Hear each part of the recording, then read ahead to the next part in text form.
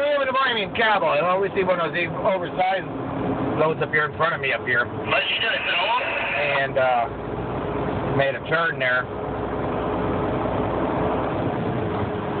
And I think he's must be going south.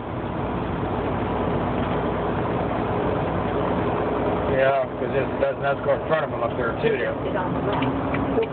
And you know, they take up a lot of room there to make their turns.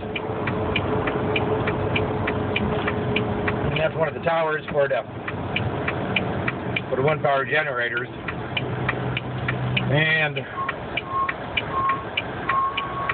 a lot of times it's usually three towers, one unit.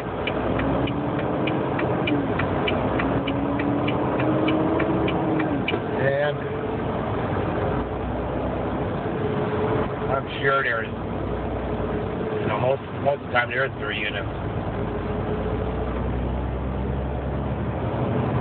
And we're over here at Walcott Boca over here, get on 80 out here. And got a load on there going to Ontario, Canada, over there by Toronto. Beautiful weather out here today. Well, I suppose it's in the 70s. Oh, probably middle 70s, I suppose, 78 degrees. So it's pretty warm out here today there, and a little windy there from the north.